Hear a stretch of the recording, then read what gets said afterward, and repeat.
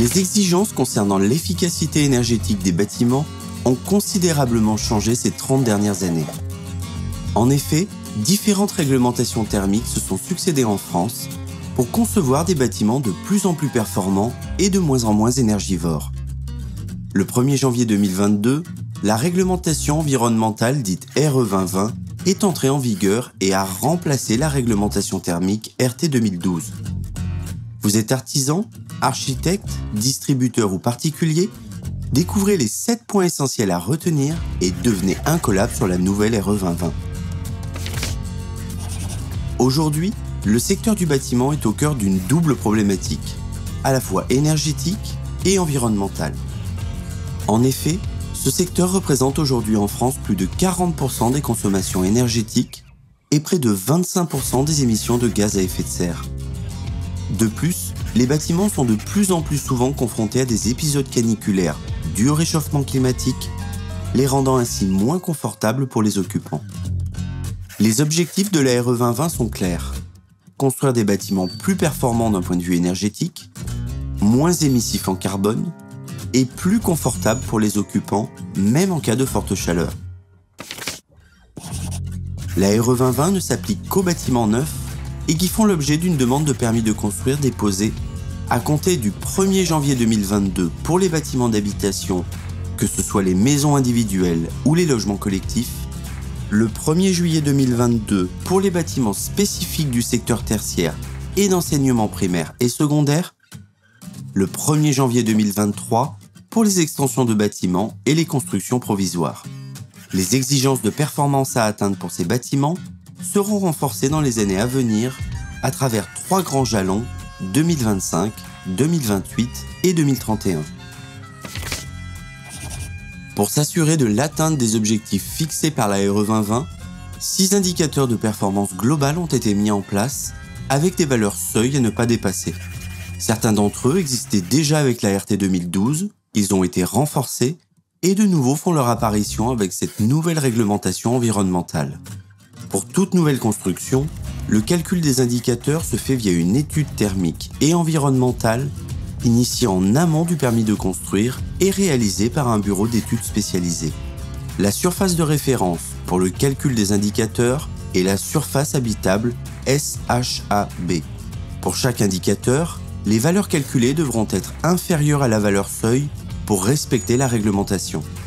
Découvrons en détail ces différents indicateurs de performance et ses conséquences sur les bâtiments de demain. Pour répondre à cet objectif ambitieux de limiter les besoins en énergie des bâtiments et leur consommation, la RE 2020 fixe 3 indicateurs qui traduisent la performance énergétique des bâtiments avec des seuils maximum à ne pas dépasser. Tout d'abord le BBio, pour besoins bioclimatiques.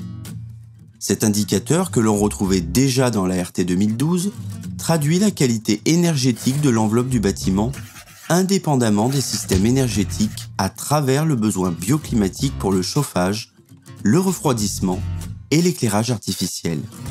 Ensuite, le CEP pour consommation d'énergie primaire.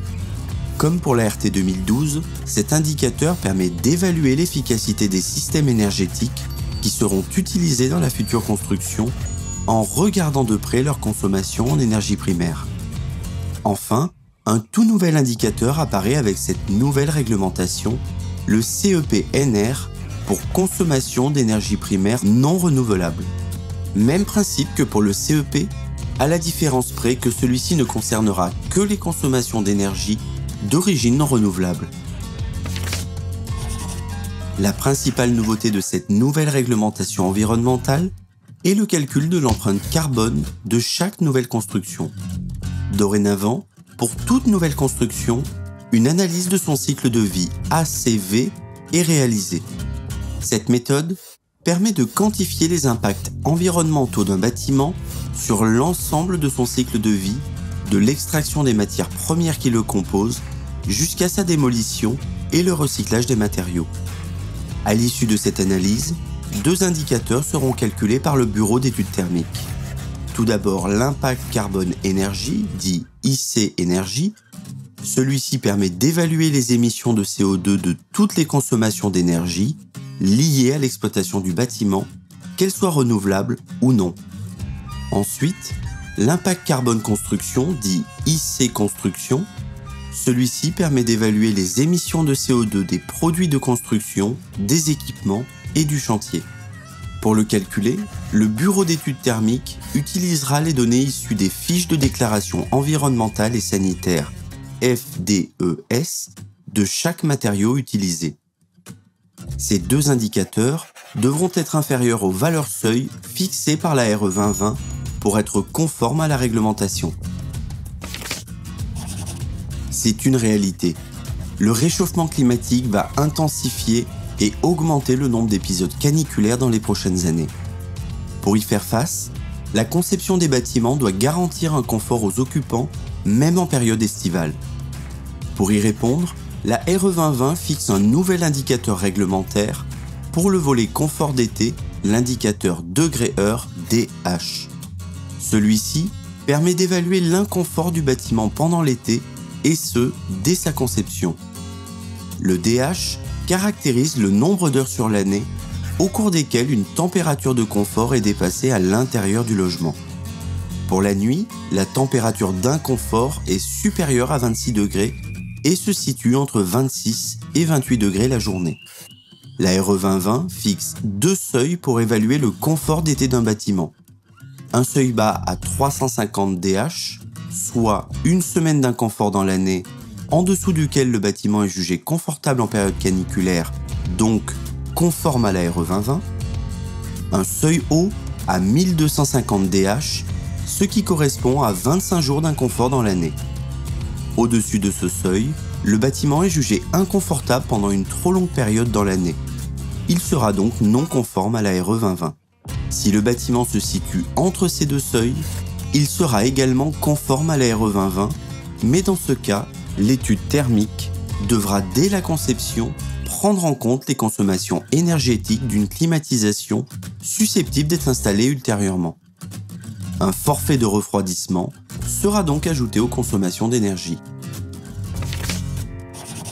Au-delà des 6 indicateurs de performance globale, la RE 2020 fixe également des exigences de moyens, comme par exemple la perméabilité à l'air de l'enveloppe, qui doit être inférieure ou égale à 0,6 m3 par mètre carré en maison individuelle et inférieure ou égale à 1 m3 par mètre carré en bâtiment collectif d'habitation. La qualité de l'enveloppe du bâtiment et le traitement des ponts thermiques devront respecter les garde-fous fixés par la RE 2020.